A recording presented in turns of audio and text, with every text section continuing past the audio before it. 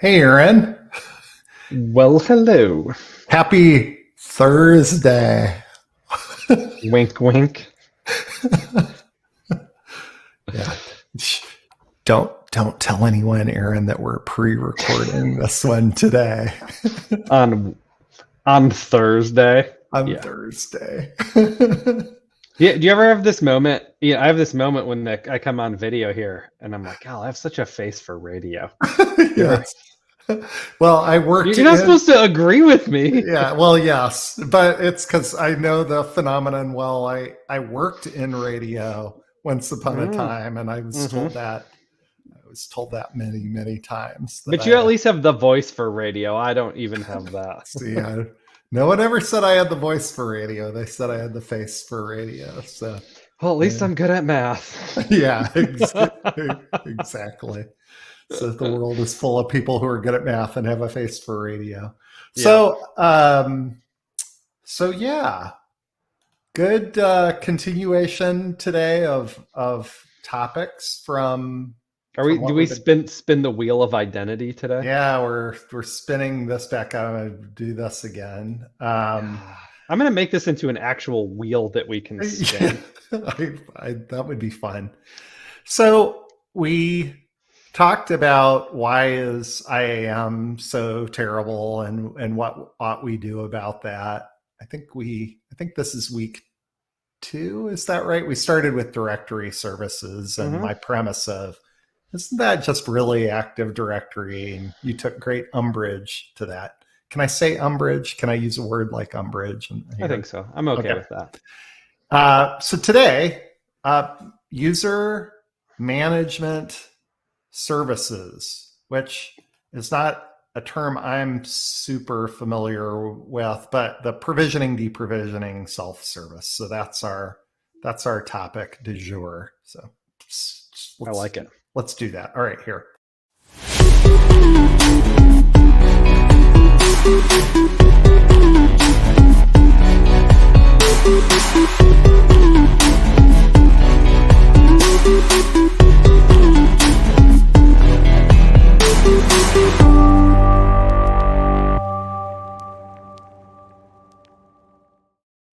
I don't really entirely know why I play the transition video every time other than you're supposed to do that. There's the science around these things. You're supposed to be predictable. It's supposed to be set. Yeah. I like predictability. Yeah, sure. I know that about you, Mr. Predictable. Yeah, let's keep doing it and let's not stop. I like it. Okay. All right. Okay. User management services, provisioning, deprovisioning, self-service delegation. Do you think we have to step back and explain what those things are and what they mean? I think we're going to explain it as we go along. Okay. I'm good with that. So riddle me this, Batman. I'm a big fan of the if you could only do one thing premise, which it's a terrible premise, but if not, maybe not if you could only do one thing, but what of these things do you think is the most important in your average organization? Then we'll start there. Yeah. So most important and best security practice are probably two different things. Okay. But I'm going to answer the question the way you worded it. Got it. And I would say the most important is self-service. Wow. I wouldn't have started there. I'm intrigued. Why self-service, Aaron? Well, I think there's a lot of user satisfaction issues around laborious provisioning, deprovisioning processes, or who wants to like open a ticket with the help desk to get their password reset, or Yeah. so I really think like if you have identity services and you don't have some form of self-service, like you should go home and look in the mirror for like 10 minutes and ask yourself why. Here's what I love about your premise. And speaking as I always do of the voice of old IT and security folks that have done things a certain way poorly for a long time. What I love about your premise is I would tell you, not sure if you're aware of this, but in the real world, this is listed third, and it's maybe the third thing we do when we go do an IAM project, or it might not even be a third, actually. It's I typically feel we like do. this is a really nice way of you telling me that I'm wrong. No, and I'm going to tell you it's not wrong. And when I think about if we apply a more modern perspective of how and why should we build things, what I Mhm. love about self-service, if you were to start with self-service first, as opposed to provisioning, deprovisioning, and group management, It all there's looked different. it'll look different. There's Mhm. probably an ROI, and from a business satisfaction Mhm. standpoint, like you're going to start with something that the business values, and hard for people to understand in IT, but the business values not having to talk to you. Right. Yeah, hey, I'm not gonna pile on that one too much, but not talking to IT people is one of my favorite things to not do. Right. Well, and we think about why do we enjoy experiences like Amazon or Yeah. Netflix? It's low friction. It's like there's all this stuff Mhm. I can do myself, up to and including. I think it worth warranting here for people that know just a little bit about this space when we say, and you add on if I'm missing anything, but a good self-service project would be like certainly, I can change my password, I guess, but when I get locked out, to have a method to do self-service password reset, that's kind of the table stakes in this space. But And um, now MFA too. You need to be able to do that. Yeah. enroll in MFA, myself, and even corporately, there's not enough of that. I've seen, um, in the work from home or bring your own device world, being able to enroll your own mobile devices without having to do a bunch of Mhm. rigmarole. I think we have this like, well, if we add an IT human being to it, then we're gonna that somehow adds a security layer You to see it. But this? yeah, in You see fact, that? yeah, in fact, probably not. But anyway, no, I love the premise, and I'm gonna just totally agree with you. Self service is probably counterintuitively for IT and security people. That's probably the best place to Mhm. start. Most valued by the business. Cool. What other things? Well, So let's then, agree on some more things, maybe. Or what do you want? What else about self service? so yeah, I think it's just defining what self-service means to the organization, and then um, setting that scope and building the systems around it, I think is probably the first thing to do. And Yeah, then I really combine provisioning and deprovisioning. I understand they're like two different stages of the same process. Um, and I heart automation, and I have a process to automation that maybe we can talk about a little bit here. yeah. Um, Let's do that one. Say I want to talk. yeah. The one last thing I want to say about self service potentially is I like adding the loop of if you were going to go do that and do it well, to get creative and thoughtful about what's the most that we can do without sacrificing, or paying some sacrifice or attention to Mhm. our security principles. But I like MFA, I like mobile devices, I like, certainly there's the password self-service, there's how much of your user profile information can I put in your hands to change and ripple out in the places it needs to go in the organization of, nobody's the better expert of your home address, mailing address Right. than. Like, oh, you're back to directory services things. Right. But what I'm saying is they're storing it, and there's a Yeah. component here of you're the Of best collecting person. it and Yeah. yeah.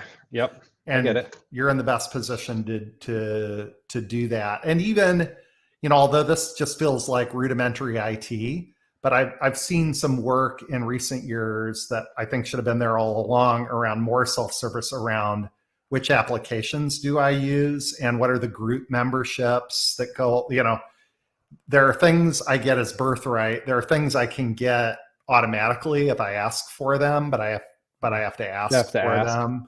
Mm-hmm. And again, to the extent that can be automated, and if there's a group membership that goes with it or whatever, Sure. all that comes along. And that sort of starts to branch into delegation of Right. access. But yeah, I agree with you. And I think being a good one in self-service that's a little bit more basic that I haven't seen people sort out super well is like if you lose your phone or your MFA token and you need to reset that, then they go to this real weird manual process. Yeah. I think self-service on that front's a good idea.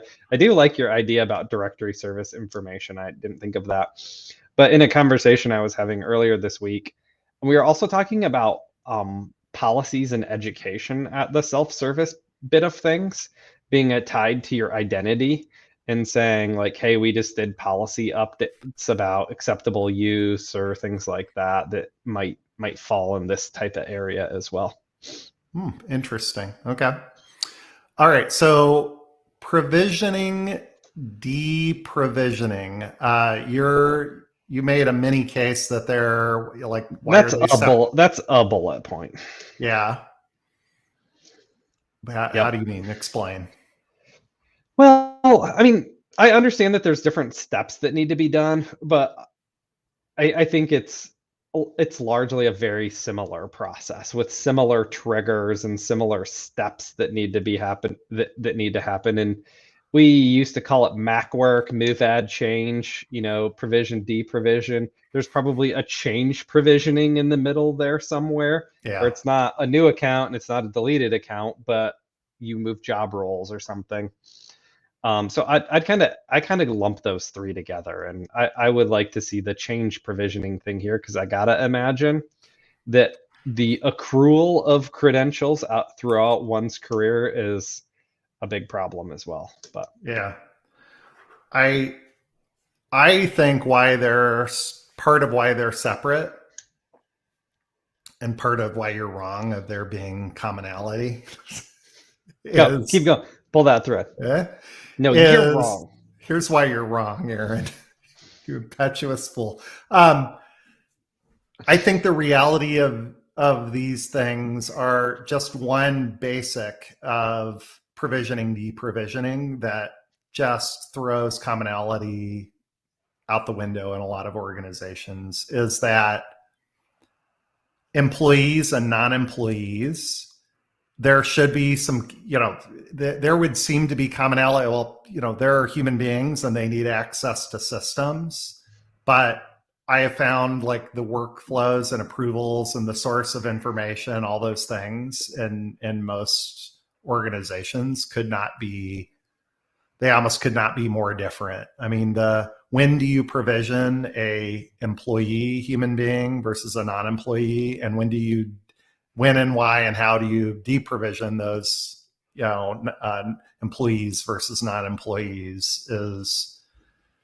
It's just like, the systems you touch, who is authoritative and lets you know or not is pretty convoluted in most organizations. And this gets back to, we've talked to the importance of working with human resources. I've had this theory in my career that human resources should be responsible for humans that are a resource for the organization. Mm-hmm. But what they tend to be is seeing themselves as responsible for employees that work for the organization, as opposed to all of the human types, not just employees. So, Well, my dad always used to say it's better to be thought a fool than to open your mouth and remove all doubt.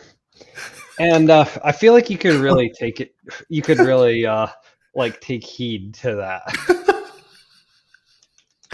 Um, okay, so I think what you identified there, while I agree with your premise, I think it has nothing to do with provisioning and deprovisioning. I think that's a lack of a culture of automation. That problem that you described there isn't specific to user management services. It's to any process that we want to automate. And what you just described is our organization can't make repeatable processes. Right. That's not a provisioning deprovisioning problem. That's a leadership problem inside of the organization. And there's an approach to that becomes an impediment when you go to do provisioning and deprovisioning. Can't automate processes that aren't repeatable. Just Right.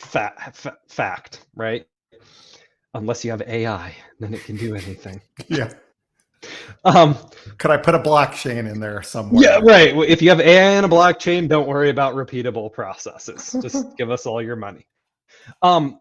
So I think that is an issue with automation and a culture of automation and creating repeatable triggers with repeatable processes.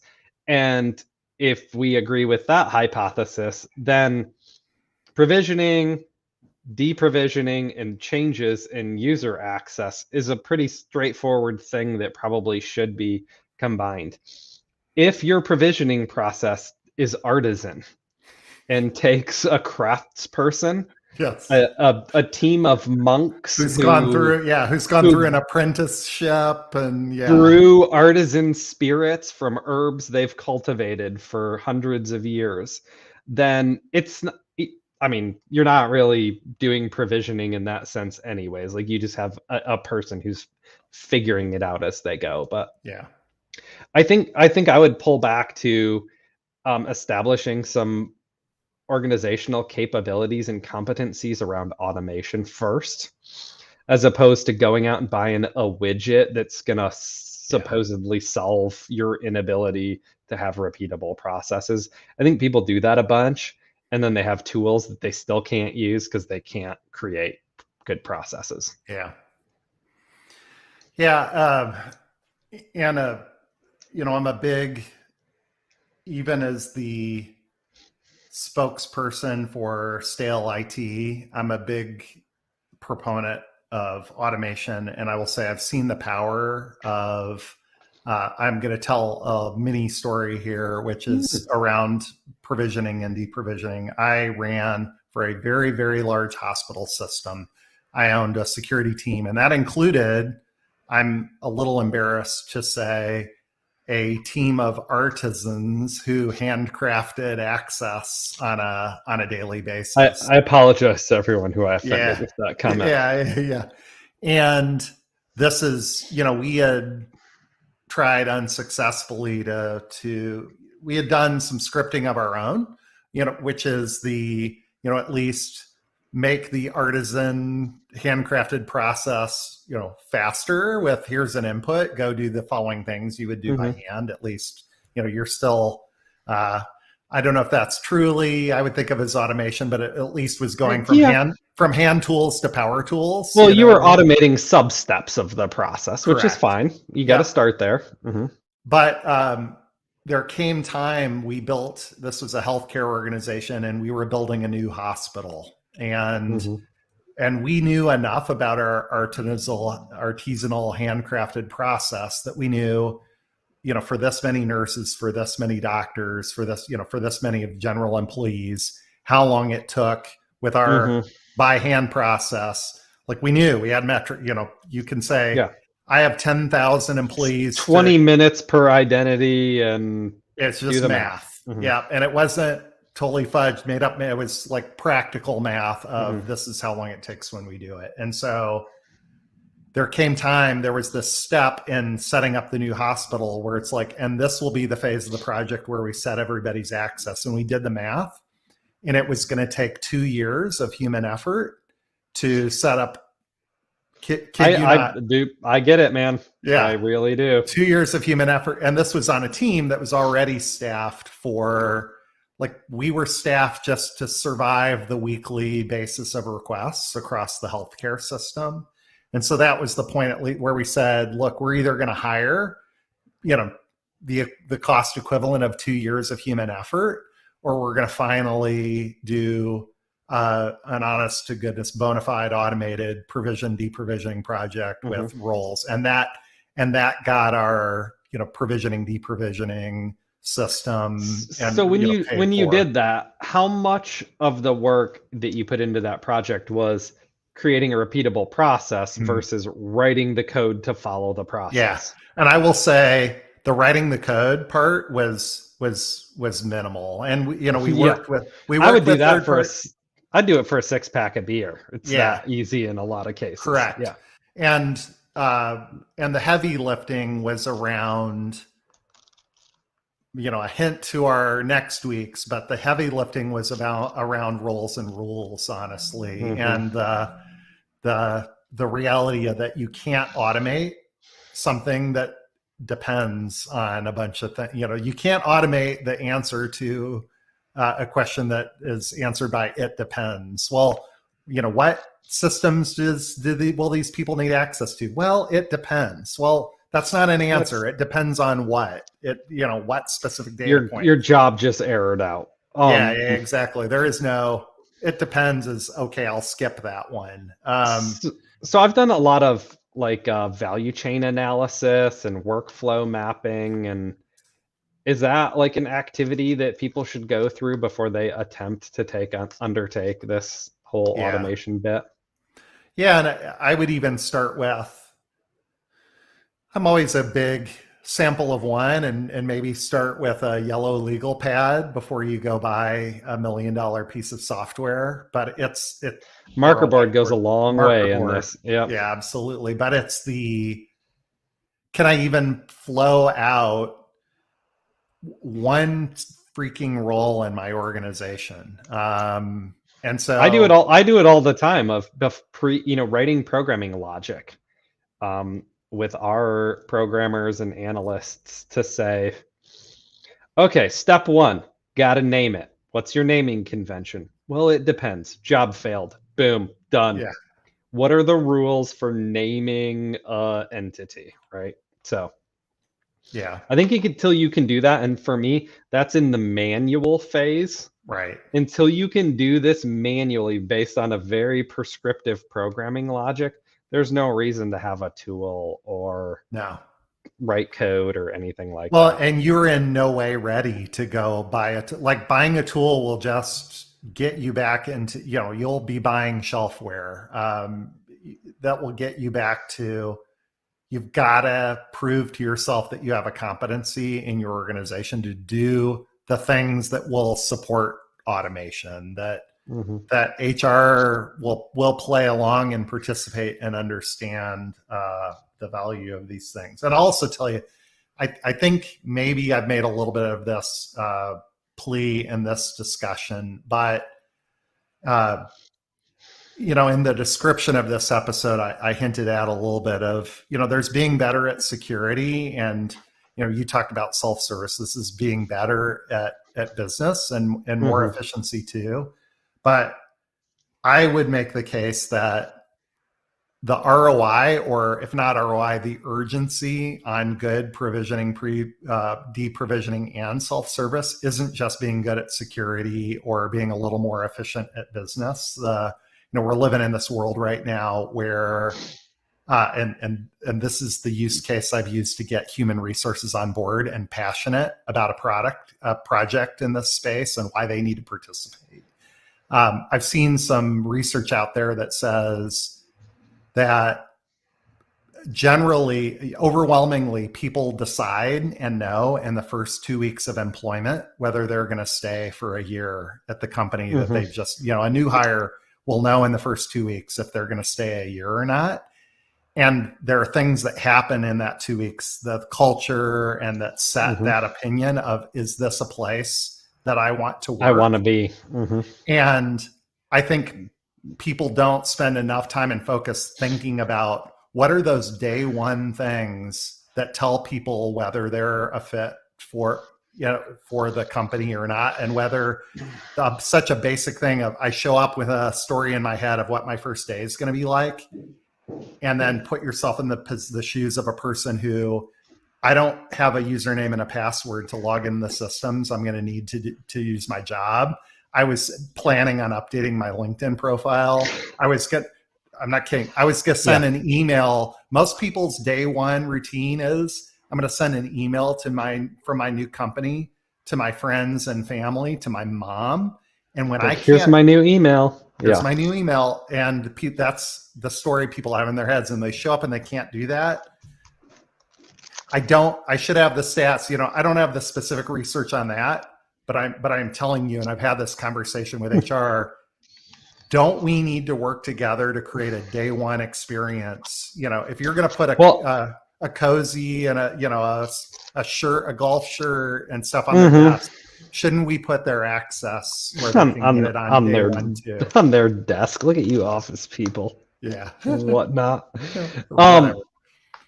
Well, I had shared an article out about how the Great Resignation doesn't end, and it's from a very reputable source based on some research, and it was real interesting to think about. But I imagine that premise that was important in person is even more important, exponentially more important in remote working, that I can have the right access at the right time to get started with my job.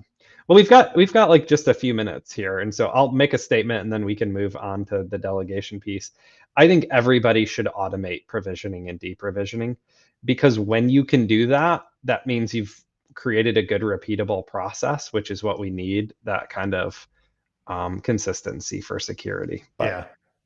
Well, and it's a process that you can get better at. Once you get the core functions you can get better at incrementally. And it's the best kind of projects. It gives you the gift of time. And here, I think people who do it manually, another thing you do to get ready and convince yourself, do some fairly accurate time tracking of how much time your security people and your service desk and your managers and your employees are spending on access requests. Brian, and all that. Artisanal identities just taste so much better than the people in our companies love the taste of waiting 2 weeks to get access to systems. That's just big identity trying to take over. You like that one? That was good. That's good. Okay, so the answer is start with self-service, then do provisioning and deprovisioning, and then retire and let someone else deal with delegation. Yeah, exactly. That's my plan. Yeah, I'll say here, delegation's an interesting one, and I don't even know, maybe you can give me some ideas of where that's super relevant in every organization, but for me, delegation mostly comes in when you have these extended relationships. So it's like I have B2B relationships with somebody, and I'm delegating, you are outside the company. You're the person who can speak on behalf of your organization and certify the access of others, or set up the access of others, or renew the access of or whatever.